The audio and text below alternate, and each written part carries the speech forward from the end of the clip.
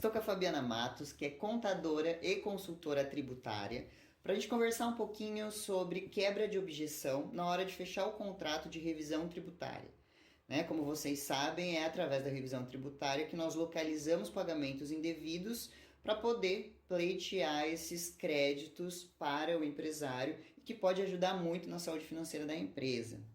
E eu vejo, Fabiana, na verdade, muitos profissionais acabam me relatando que eles encontram uma certa dificuldade para afastar o medo do empresário, né? E o que eu tento mostrar para eles é que essas objeções podem ser afastadas através de um argumento muito simples, que é justamente a Receita Federal não precisa ser provocada para que ela inicie uma fiscalização. Né? Hoje em dia ela investe valores altíssimos em tecnologia para que essa fiscalização aconteça de forma automática e praticamente em tempo real. E um dos mecanismos, né, que originou tudo isso foi o projeto SPED. E como você, né, já é palestrante, sabe do assunto aqui melhor do que eu queria que você falasse um pouquinho sobre esse projeto para que depois a gente passe aí para o cruzamento de dados. O primeiro ponto, Thalita, é realmente, hoje os empresários, eles têm muito receio com teses tributárias, né? Só que eles têm que ter a noção de que tudo está transparente para o fisco, porque o projeto SPED trouxe essa transparência, né? Qual foi o motivo de iniciar esse projeto lá em 2007? Era justamente ter uma redução de custo em emissão de papéis, visto que existia uma grande impressões de livros, né, livros diários, razões, para ser autenticados na junta comercial. E nós tínhamos também outra questão, né, que as obrigações acessórias, elas não se conversavam, né? Então a espera, tanto municipal, estadual, né, e federal, elas não se conversavam. Cada obrigação, ela tinha um determinado motivo para existir, mas elas não se conversavam. Então, não existia esse cruzamento de dados até 2007. Foi então que, com esse início do projeto, iniciou a ECD, que significa escrituração digital, né? Escrituração contábil digital, e fazendo com que todas as autenticações dos livros, das demonstrações contábeis, fossem autenticadas digitalmente. O meio ambiente agradece, né, essa iniciativa de reduzir a emissão de papel e também tornou menos oneroso para a empresa, né? Acredito que em razão aí de ter cortado essa parte de não só pela impressão, mas também de encadernação e tudo mais que a gente estava conversando um pouquinho antes. Isso. Inclusive, Thalita, a questão do projeto também não é só pelo meio ambiente, mas olhando pelo fisco, é porque existia um grande número de fiscais na ativa e eles tinham muito tempo, demoravam muito tempo dentro das organizações fazendo as fiscalizações. Com esse projeto, bastou-se clicar, né, estar de frente com o computador e que acende um sinal vermelho que ele vai identificar os autos de infrações, né, os mandatos, tudo estão sendo automático, manda-se no portal do ECAC a notificação. Então, o fiscal não vai mais bater na porta do cliente, né, do empresário, falando, olha, você tem uma fiscalização em andamento, e sim manda isso via, né, e-mail. A Receita Federal resolveu vários problemas, então, com um único projeto. Ela conseguiu diminuir o número de servidores públicos que, né, era necessário para fiscalizar e analisar a quantidade de papel que existia.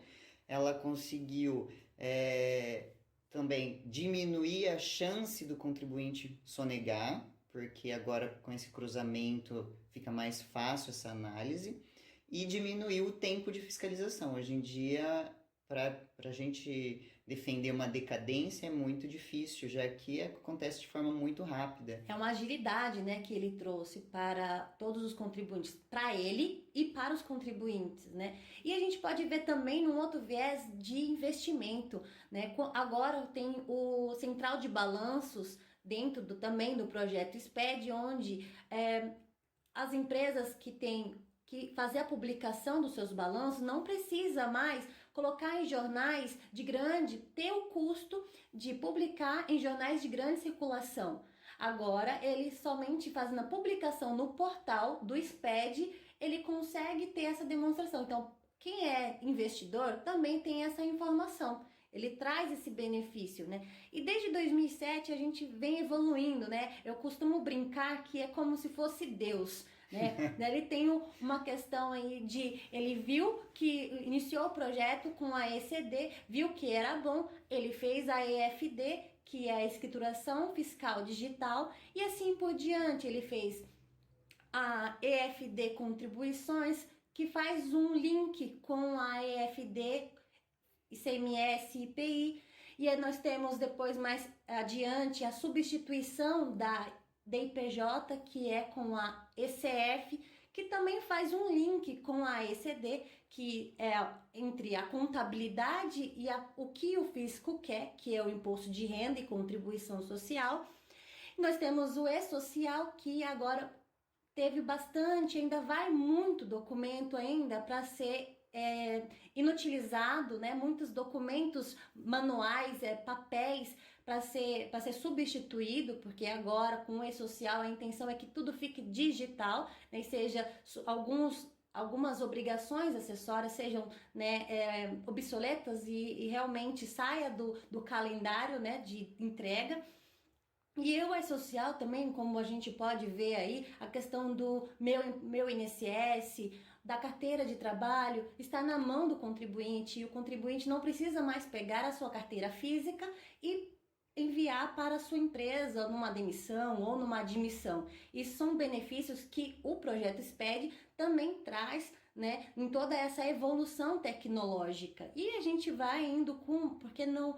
O projeto SPED são vários módulos, né? Tanto a parte fiscal, contábil, da parte da folha de pagamento, nós temos a parte de retenções de imposto de renda, né? E também os bancos são envolvidos também. A gente acha que não tem esse cruzamento de dados, mas a partir de 2015, com a e-financeira, os bancos tiveram que enviar informações tanto de pessoa física como de pessoa jurídica, né? Então, só fazendo um link aí em relação aos bancos, um dos sistemas utilizados pelos bancos, ele é chamado de RAW, e ele tem uma capacidade de processamento gigantesca, né? Que é para evitar também fraude, lavagem de dinheiro, né? Como vocês sabem, o compliance ele está ganhando cada vez mais força, e deixa esse assunto para a gente falar um pouquinho mais em um outro momento.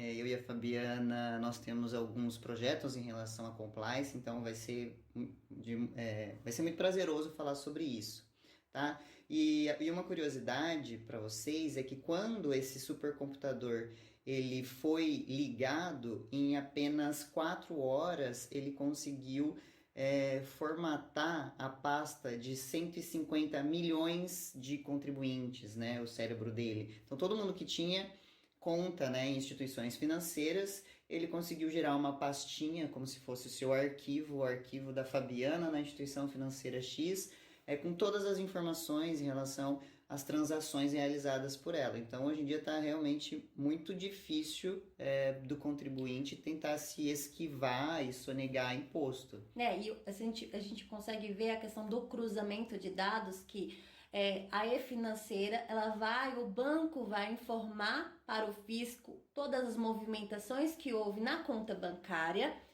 a DME vai informar todas as informações que foram, né, recebidas em moedas, em espécie, E o contribuinte tem que amarrar isso no imposto de renda pessoa física dele ou na ECF, que é na declaração da pessoa jurídica.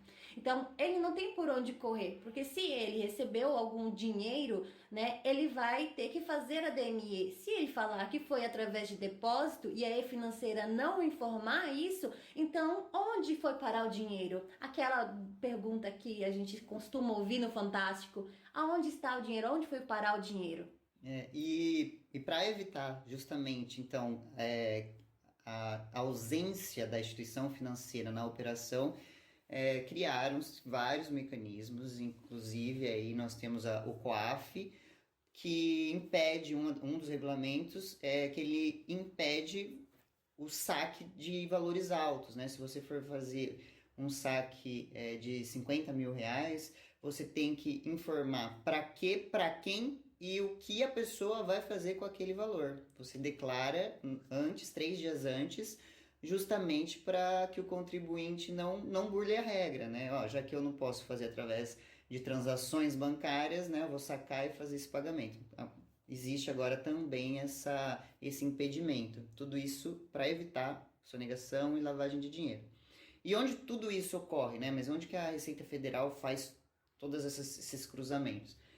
Para quem, acredito que todos aqui já têm conhecimento, né, que é super famoso, que é o computador, que é o T-Rex, né, que é aquele computador que pesa 1 tonelada, que está no 7º solo lá em Brasília. Que tem que ser bem perto do inferno mesmo, né, porque para fazer o que ele faz... É que a gente costuma brincar, né, que ele é uma criança de 8 anos a mais, né, que está aprendendo. Então, o contribuinte, ele tem que entender que fala assim, hoje eu não sou fiscalizado, eu posso fazer porque não vai me pegar, vai me pegar aquilo que é maior, aquele que tem um faturamento maior. Mas ele está na curva e você está dando informações para o computador e para esse bebê, ele está aprendendo qual é o tipo de contribuinte que você é. Se você é um contribuinte que hoje manda informações zeradas e depois retifica, ele vai entender que você está sempre fazendo essa manipulação e que na próxima vez que você mandar uma informação zerada, ele automaticamente vai mandar uma notificação para você, porque ele está aprendendo o que você está fazendo. Primeiro manda o errado e depois manda o certo. Você está jogando informações no sistema, né? O que a Fabiana tá querendo dizer para nós, de forma técnica, é que esse supercomputador, ele usa um sistema que ele chama ARPA, inclusive, e ele utiliza inteligência artificial. E o que é inteligência artificial? A inteligência artificial, ela aprende com o comportamento repetitivo. Então, como ela disse, ele é um bebê que está aprendendo. Conforme você continua com determinado comportamento, ele aprende e cria ali o que ele entende de você, a sua versão para o fisco. E se houver alguma mudança desse comportamento, já acende a lanterna vermelha lá da fiscalização. E tudo isso, por que nós estamos falando? Para falar que não é a atitude do contribuinte em pleitear um direito dele que vai fazer com que ele seja ou não fiscalizado. É a própria conduta do dia a dia que surge a necessidade aí do fisco fiscalizar. Concordo plenamente. E essa fiscalização, ela, como você falou lá no comecinho, ela é automática. Ela vem de um sistema que não é no domicílio fiscal da empresa, importante falar isso. Não é um fiscal daqui de Bauru que tá... Eu falo Bauru porque, né, nós residimos em Bauru, mas não é um fiscal de uma cidade, de uma cidade específica que vai lá na porta da empresa e vai falar, olha, você ajuizou uma ação, então eu vim aqui para ver se está tudo certo. A ordem de serviço, né, que é o ato preparatório da fiscalização, ele acontece antes e normalmente ele vem de uma superintendência. Não que ele não vá bater na porta, ele só vai fazer isso depois de uma instância para ver se realmente aquilo que você está apontando na sua defesa, depois de um auto de infração e de justificativas, que ele vai falar assim, digamos, numa questão de estoque. Depois que você fala, não, meu estoque está correto, era dessa forma, aí depois de várias justificativas, ele vai provavelmente, né, ele vai disponibilizar um fiscal para ver se realmente essas informações são coerentes. ou até mesmo em casos mais drásticos, eles fazem investigações por anos, você não sabe dessa informação e eles chegam com a polícia e eles lacram tudo para você não ter a questão de destruição de provas, né? Ou se ele bater inicialmente na sua porta, pode acreditar que ele está cumprindo uma ordem de serviço anterior. Isso. Para quem estiver ouvindo e é advogado, vocês sabem que o processo administrativo existem alguns ritos que precisam ser observados para que aquele ato ele seja formal. Senão é possível alegar aí nulidade se tiver ausência de algum desses atos. E um deles é justamente a ordem de serviço para iniciar a fiscalização. E depois da ordem de serviço nós temos o termo de início de fiscalização. E é só depois desse momento é que o fiscal ele pode ir até lá, mas veja, cumprindo ordens. Então, pessoal, o que eu quero dizer é que não tenha medo de falar para os empresários que essa atitude não vai comprometer a empresa. Pelo contrário, ela já está sendo fiscalizada, existe aí um Big Brother em cima de todo mundo, não só das empresas, tá? Na pessoa física também. Então, se você enxergar a possibilidade de alguma tese ou de alguma revisão, você tem que oferecer sem medo mesmo para o seu cliente. E, lógico, né? Acima de tudo, você precisa passar confiança, segurança do seu conhecimento para que esse empresário ele se sinta confortável em realizar esse trabalho com você, porque a objeção ela pode sim ser em relação ao serviço, mas ela pode ser também em relação ao prestador de serviço. Então são duas coisas que precisam caminhar juntas. E essa sinergia entre contador e advogado é muito importante, né? Porque você mostra, né, uma integração maior e mostra confiança junto com o empresário. Então, o contador ele confia no advogado e consequentemente o empresário confia nos profissionais que ele está contratando. Foi importante você tocar nesse assunto porque também me relatam essa objeção algumas vezes por parte do contador. Eu nunca passei por isso, mas a orientação que eu dei foi, na hora de conversar com o empresário, fala para ele trazer o contador dele junto na reunião, porque o contador vai passar a enxergar o que você está propondo de uma forma lícita, porque às vezes o empresário, não é nem culpa do contador, o empresário não consegue passar, até por falta de conhecimento técnico, o que você tá propondo para ele. E aí o contador, se ele não entendeu bem aquilo que está sendo passado, né, por óbvio que ele não vai chancelar isso. Vira um telefone sem fio, né? A informação tem duas pontas e se você tem um ruído no meio, consequente, a mensagem ela vem corrompida. Você não consegue transmitir de fato qual é o benefício que a tese vai trazer para a empresa e o que ela vai conseguir de ganhos com aquilo, né? Não, exatamente. Então, assim, eu sempre falo, chama o contador para a mesa. Primeiro que não existe contador e advogado são concorrentes ou não podem ser amigos, pelo contrário, né?